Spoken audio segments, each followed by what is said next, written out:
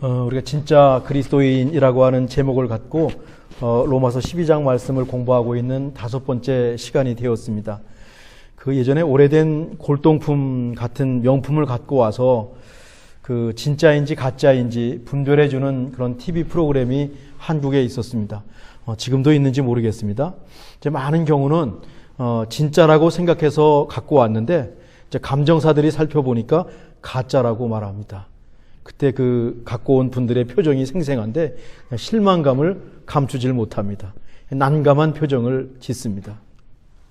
어떤 분은요, 겉으로 보기에는 정말 소박하고 별것 아닌 것 같지만 혹시나 해가지고 갖고 왔는데 진품이랍니다. 입이 떡 벌어집니다. 그 프로그램을 보면서 제가 생각한 것은 가짜는 실망과 시무룩을 가져오고 진짜는 감탄과 기쁨을 가져온다는 것을 발견했었습니다. 우리가 진짜 그리스도인으로 살면 우리 자신이 기쁘고 감사할 것 같습니다. 내가 기쁩니다. 왜? 내가 진짜기 때문에. 감출 게 없기 때문에. 흉내낼 게 없기 때문에. 세상이 우리를 보면서 진짜가 나타났다고 아마 감탄을 할 겁니다. 값이 나가고 유명한 명품이 아니어도 소박하고 남이 알아주지 않는 그냥 삶인데 진짜로 살아가는 것에 의미를 두고 싶습니다. 아마 스스로 뿌듯할 겁니다. 진짜가 누리는 그 행복이 분명히 있을 것입니다. 우리가 로마서 12장을 공부하면서 정말 진짜 그리스도인의 모습을 한번 갖춰보고 싶습니다. 우리가 어떻게 다 100% 진짜 그리스도인이 되겠습니까? 근데 어느 한 부분이라도 진짜 그리스도인으로 우리가 살아간다면 스스로 기쁘고 또 주위에서 보고 그 진짜 그리스도인의 모습을 보고 감탄하게 될 겁니다. 멋진 그리스도인의 모습입니다. 진짜 그리스도인이 되는데 꼭 필요한 절차가 있는데 그동안 살펴본 대로 마음을 새롭게 해서 변화를 받는 겁니다. 변화를 받아라고 하는 것은 수동형입니다. 그러니까 내가 변화하는 것이 아니라 누군가 내 안에 들어와서 외부의 것이 내 안에 들어와서 나를 변화시켜 주는 겁니다. 예수님이 우리 안에 들어오셔서 만들어주시는 변화다라고 하는 겁니다. 지난주에 제가 코비드 백신을 맞으면 우리 안에서 반응이 나타난다는 말씀을 드렸는데 비슷한 거죠. 예수님이 우리 안에 들어오면 우리 안에 변화가 나타나게 되어 있습니다. 외부의 것이 침입을 하면 우리 영접을 하는 거죠. 설령 나쁜 것도 우리한테 침입을 하면 우리가 변화되는데 예수님을 우리가 영접하면 우리 안에서 변화가 나타나는 것은 아주 자연스러운 결과입니다. 만약에 그런 변화가 없다면 조그만 변화가 있겠죠. 근데 만약에 변화가 없다면 이건 심각한 것입니다. 우리가 예수님을 진짜로 믿는지 예수님을 마음에 영접했는지 아주 처음으로 돌아가서 점검할 필요가 있습니다. 이렇게 점검해야 되는데 자기 마음대로 살았던 것을 돌아보고 하나님 앞에서 잘못했습니다. 고백할 수 있어야 합니다. 이것을 회개, 리펜턴스라고 합니다. 무엇을 잘못했는고 하면 하나님께서 계시고 하나님께서 우리를 지으셨고 하나님께서 이미 2000년 전에 그 아들을 보내셔서 우리를 대신해서 십자가에 죽게 하셨는데 우린 이걸 알지 못한 채 내 마음대로 살았습니다. 내가 주인이었습니다. 이거를 점검하고 이것을 우리가 고백하고 이것을 하나님 없이 살았습니다. 하나님을 인정하지 않고 살았습니다. 내가 하나님의 자리에 앉아 있었습니다. 하나님을 믿는 것을 그까짓 것이라고 무시했습니다. 이 자신의 옛 모습을 돌아보고 자신의 옛 모습을 회개하는 이것이 꼭 필요합니다. 존 웨슬리는 회개가 구원에 이르는 현관이라고 말을 했습니다. 그 다음에는 예수님을 믿기로 결심하고 예수님을 마음에 모시는 겁니다.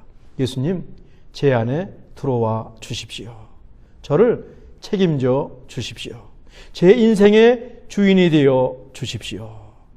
마음을 새롭게 함으로 옛사람을 벗어버리고 그리스도인이라고 하는 새 옷을 입는 것이지요.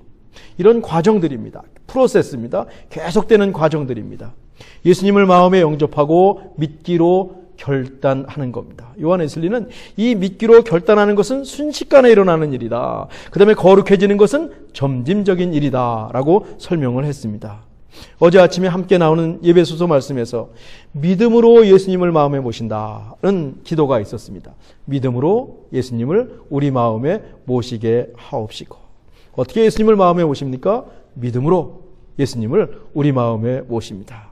그리스도인으로 살기로 결심하는 것이죠.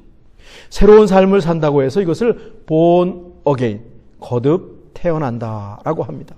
이런 과정을 거쳐서 그리스도인이 되면 반드시 변화가 생깁니다.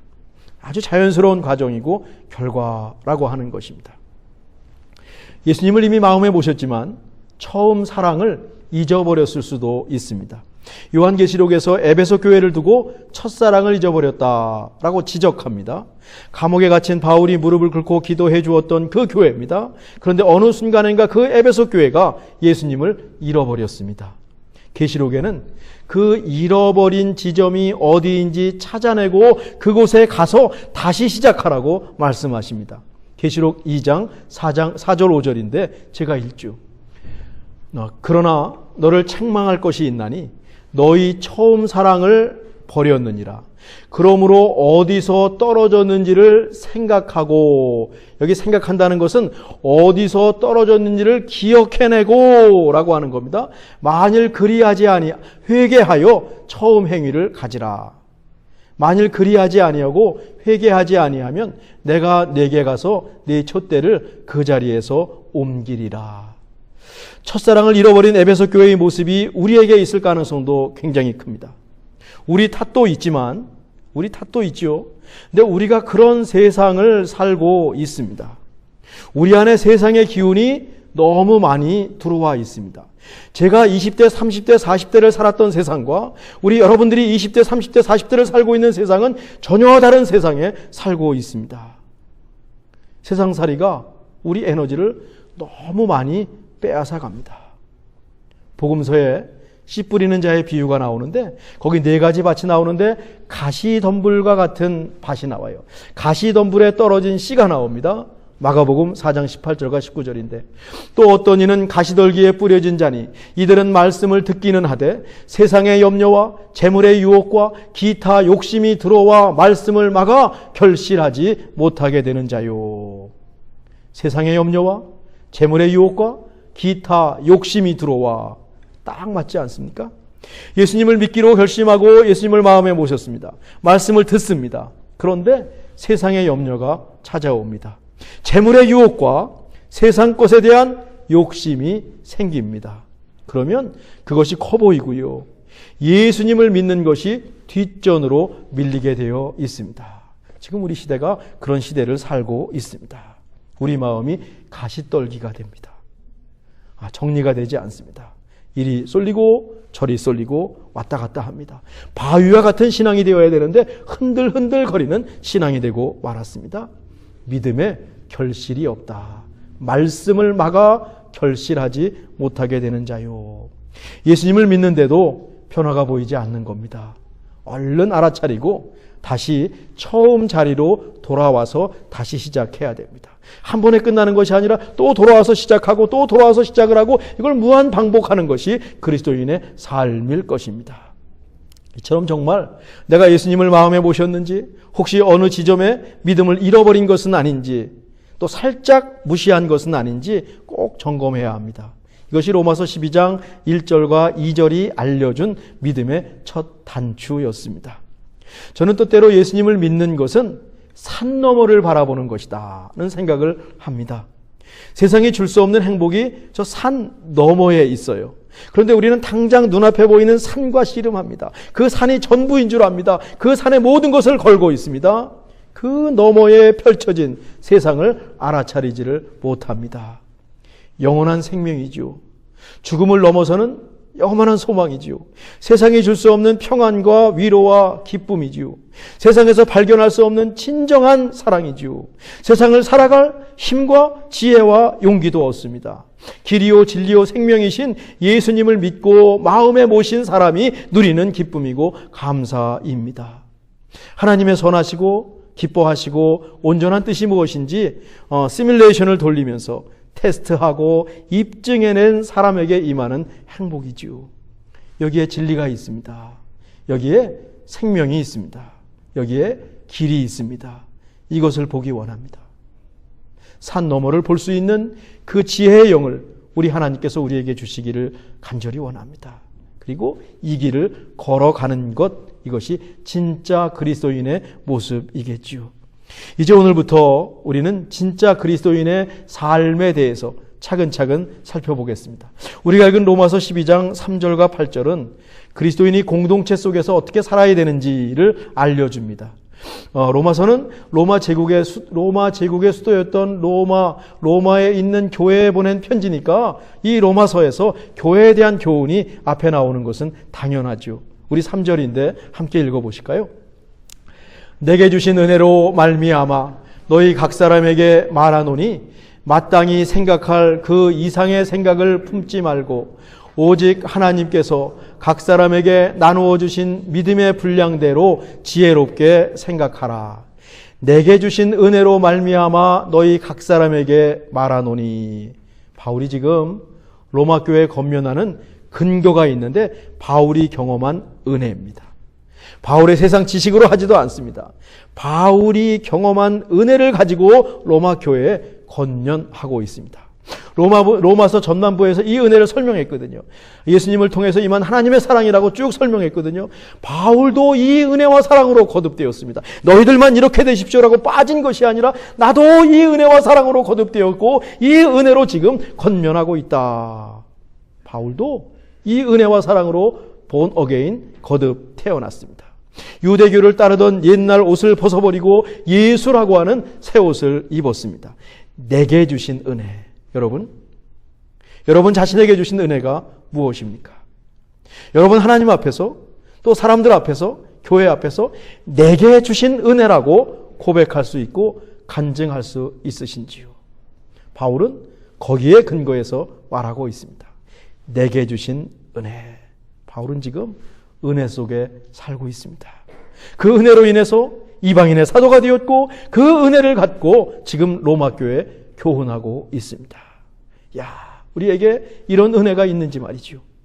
그 다음은 마땅히 생각할 그 이상의 생각을 품지 말고 오직 하나님께서 각 사람에게 나누어 주신 믿음의 분량대로 지혜롭게 행하라. 저기 말이죠. 생각이라고 하는 말이 4번 나옵니다. 우리말은 3번 나오는데 지혜롭게 저게 생각이란 말입니다. 로마서 12장에서 바울이 소개하는 복음은 생각하는 복음입니다. 고민하고 질문하는 신앙입니다. 무조건 맹목적으로 믿는 신앙이 아닙니다. 매 순간 시뮬레이션을 돌려보는 겁니다. 어떤 게 맞을까? 이것이 하나님의 뜻일까? 어떤 것이 하나님의 뜻일까? 그러면서 하나님의 선한 뜻, 하나님의 기뻐하신 뜻, 하나님이 온전한 퍼펙트한 그 뜻을 찾아내는 신앙입니다. 이 과정에서 도움이 되는 것이 생명과 평안이라고 지난주에 말씀을 드렸습니다. 지난 한 주간 여러분이 고민하는 문제를 두고 신앙 안에서 씨름하셨는지요? 교회는 교회고 신앙은 신앙이고 나는 그냥 내대로 풀어가면 되겠지. 그리스도인은 이걸 통합하는 것이라고 했습니다. 여러분이 함께 씨름하셨는지요? 생명과 평안을 찾아내셨고 그 길을 걸어가셨는지요? 이 문제 속에서 하나님께 기도하면서 기도하셔야 됩니다. 이곳에 내 마음속에 생명이 있었고 이 마음속에 평안이 있으셨는지요? 그 길을 가겠습니다라고 결정하고 그 길을 가셨는지요? 이렇게 고민하면서 예수님을 믿는 것을 최고의 행복으로 생각하고 고백하는 우리 모두가 되기를 또한 간절히 원합니다. 이제 공동체 안에서 필요한 것은 겸손이네요. 마땅히 생각할 그 이상을 생각하는 것은 교만이라고 했습니다. 자만이라고 했습니다. 믿음의 분량대로 지혜롭게 생각하라고 했습니다. 믿음의 분량, 이거 어려운 겁니다. 아니, 많은 믿음이 있고 적은 믿음이 있고 이게 도대체 누가 알 수 있겠습니까? 이 믿음의 분량을 알 수 있다면 하나님이 아실 수 있을 것이고 우리 자신은 조금 가늠할 수 있을 것입니다. 믿음의 분량대로 지혜롭게 생각하라. 뒤에 그리스도의 몸을 이루는 지체들에게 주는 은사가 나옵니다. 믿음의 분량과 은사를 연결시켜서 이해하는 것이 좋습니다. 내가 받은 은사대로 교회를 섬기라 라고 하는 겁니다. 그것이 곧 믿음의 분량이 된다 라고 하는 것입니다. 자기 자리를 지키라는 말씀이죠. 세상에선 우리가 나를 드러내야 합니다. 그런 세상에 우리가 살고 있습니다. 내 주장을 펼치고 내 실력을 발휘해야 합니다. 그래야 뒤처지지 않고 그래야 어떻게든 살아남을 수 있습니다. 그러니 여러분의 삶이 얼마나 어렵습니까? 제가 있었던 직장 생활은 그렇게까지 할 필요는 없었습니다. 그냥 살면 진급했고 잘 살 수 있었습니다. 저는 여러분들을 향해서 우리 때는 왜 그랬는데 이렇게밖에 못하느냐는 말을 하지 못합니다. 훨씬 더 어려운 삶을 여러분이 살고 계시는 것을 저는 옆에서 보고 얼마나 안타깝고 저절로 기도가 나옵니다. 이게 주일날만 와서 예배를 드리시는 것만 해도 저는 여러분에게 박수를 치고 싶습니다. 그 정도로 어렵습니다. 요즘처럼 경쟁이 심한 세상을 살아가고 그곳에 살아남으려면 어쩔 수가 없어요. 괜히 어리버리했다가는 순식간에 뒤처지는 거요. 여러분 얼마나 힘드시겠습니까? 교회에 와서는 좀 릴렉스, 여유를 가지시면 좋겠습니다. 교회까지 오셔서 치열하게 경쟁하고 수많은 일을 해야 한다면 그것도 정상은 아닙니다. 교회는 쉬고 재충전하고 서로 교제하면서 힘을 얻는 곳이어야 되지 않겠습니까? 그리고 가정으로 가고 세상으로 가서 그 힘을 거기서 발휘해야 되지 않겠습니까? 교회에서 힘 다 쏟고 세상에 가서는 기진맥진 한다면 이것도 어딘가 정상은 아닙니다. 그냥 교회에서는 믿음의 분량대로 받은 은사대로 자기 자리를 지키시면 됩니다. 마땅히 생각할 것 그 이상을 하려고 애쓸 필요도 없습니다. 자신이 할 수 있는 일을 그냥 하시면 됩니다. 어쩌면 우리 교회는요, 여기에 특화되어 있습니다. 저는 임원들께 교회 안에서 하고 싶은 일을 마음껏 하시라고 말씀을 드립니다. 시행착오 할 수도 있습니다. 실수할 수도 있습니다. 하다가 그만둘 수도 있습니다. 저도 하다가 그만둔 게 얼마나 많이 있습니까? 두려워하지 말고 교회 안에서 하고 싶은 일을 마음껏 해보시라고 권면합니다. 교회가 어떤 일을 만들어서 교인들에게 그것을 따라오라고 하는 것보다 여러분이 하고 싶은 일을 교회가 지원해드리고 싶습니다. 그러다 보니까 우리 교회 진행이 좀 늦습니다. 뭘 하는 교회인가? 아마 처음 오신 분들은 이 교회는 뭘 하는 교회인가? 근데 우리 교회 속에서 뭔가 일이 일어나고 있습니다. 가정일도 바쁘고 세상 일도 바쁜데 교회 일까지 발룬티어 자원해서 해야 되니까 이게 쉽지가 않은 겁니다. 이것이 우리의 현실입니다. 그럼 우리는 무리하지 말고 지금 우리가 할 수 있는 일을 그냥 하면 됩니다. 기다리는 것도 우리가 할 수 있는 일입니다. 세상에 다양하고 많은 교회가 있거든요. 뺑뺑이 돌리는 교회가 훨씬 많거든요. 전 우리 찬디교회 같은 스타일도 필요하지 않을까 생각을 합니다. 우리 교회와 같은 분위기와 스타일을 찾는 분들이 분명히 있을 겁니다. 우리 찬디교회 같은 스타일을 찾아 헤매는 분들이 분명히 있을 겁니다. 이 교회 가도 아니고 저 교회 가도 일을 무척시키고 그런 분들이 하나님께서 그런 분들을 우리 교회에 보내주시면 더 바랄 것이 없습니다. 그런 기도를 저는 매일 드립니다. 우리 교회에 필요한 분들을 하나님 보내주십시오. 우리가 그분들을 열심히 섬길 수 있도록 도와주십시오. 이제 이어서 사도 바울은 교회를 그리스도의 몸에 비유합니다. 4절과 5절인데 또 한번 읽어보실까요? 우리가 한 몸에 많은 지체를 가졌으나 모든 지체가 같은 기능을 가진 것이 아니니 이와 같이 우리 많은 사람이 그리스도 안에서 한 몸이 되어 서로 지체가 되었느니라. 여기 한 몸은 예수님을 가리키고요. 예수님께서 머리 대신 교회를 가리킬 수도 있습니다. 각 지체는 우리들입니다.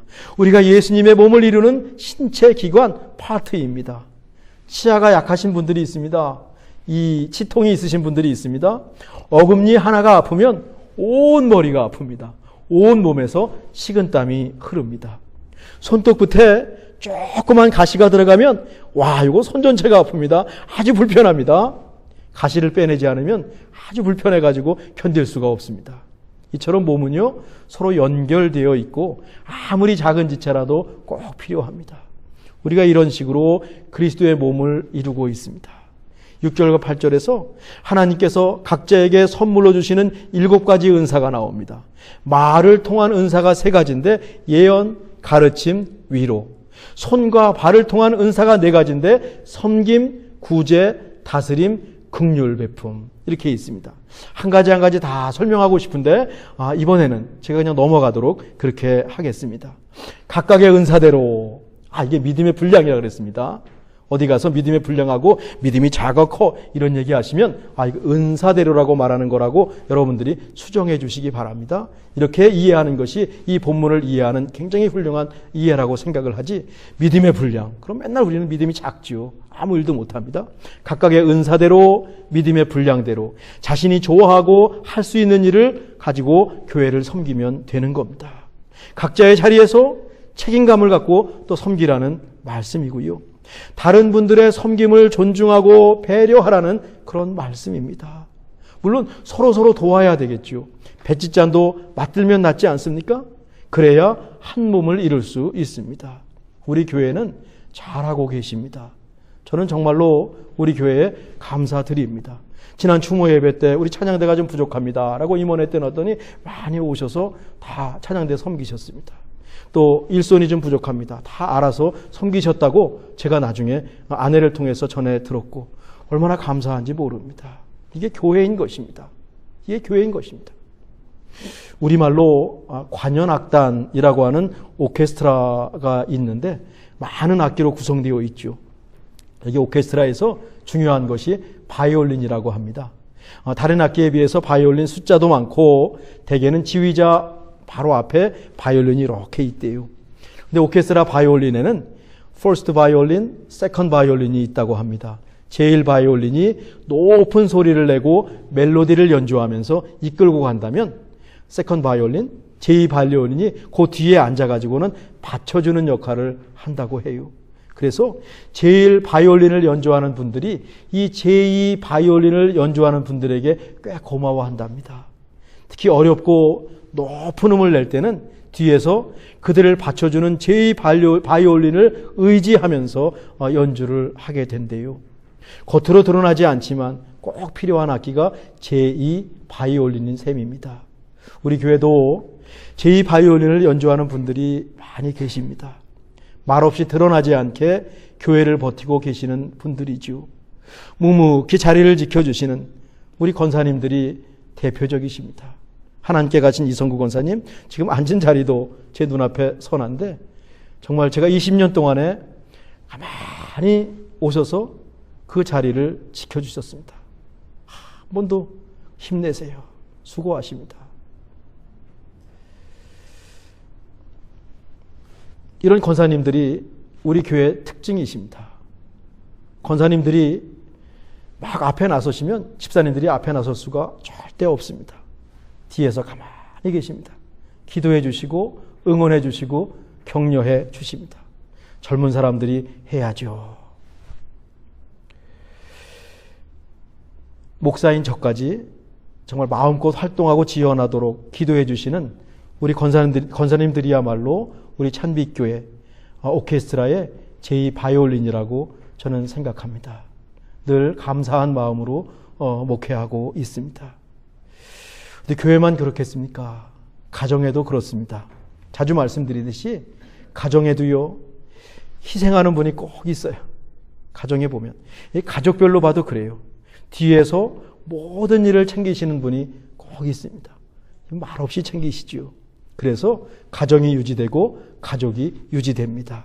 가정에서 제2 바이올린을 연주하시는 여러분을 응원합니다. 여러분을 칭찬해 드리고 싶습니다. 생각해 보니까 난 우리 집에서 내가 제2 바이올린인 것 같아. 오늘 거울 앞에 보시고 한번 쓰담쓰담 해주시기 바랍니다. 여러분으로 인해서 여러분의 가정이 세워지고 있습니다. 우리가 사는 세상은 어떨까요? 이름도 없이 빛도 없이 자기 몫을 다 하시는 분들이 계십니다. TV에 매일 나오는 유명한 분들보다 성실하게 자신의 몫을 하시는 분들이 세상을 바치고 있는 기둥입니다. 정말 귀한 분들이지요. 물론 치열한 세상에서 우리가 적당히 살 수는 없어요. 그래도 가끔은 우리 그리스도인들이 제2 바이올린을 세상에서 연주한다면 세상이 한결 부드러워질 것 같습니다. 지금 세상이 너무 강합니다. 쇠처럼 부딪히고 있습니다. 여유들이 없습니다. 우리 그리스도인이 제 바이올린을 연주하면서 뒤에서 기도하고 세상을 받쳐준다면 우리가 사는 세상은 훨씬 한결 더 부드럽게 넘어가게 될 것 같습니다. 이게 우리 그리스도인들의 몫이 아닐까요? 믿음의 분량대로 각자의 자리에서 주어진 몫을 다 해내시는 한 주간 되시길 간절히 바랍니다. 하나님께서 우리와 함께 하심을 믿습니다. 기도하겠습니다. 하나님, 행여나 첫사랑을 잃어버렸다면 잃어버린 그 자리로 돌아가서 첫사랑을 꼭 회복하게 하옵소서. 예수님을 믿는 것이 최고의 행복임을 우리 모두 고백하고 간증하게 하옵소서. 교회는 물론 가정과 세상에서 각자의 몫을 묵묵히 실천하는 한 주간이 되게 하옵소서. 그 일을 해낼 힘을 우리 하나님 저희들에게 부어 주옵소서. 예수님의 이름으로 기도하옵나이다. 아멘. 우리 찬송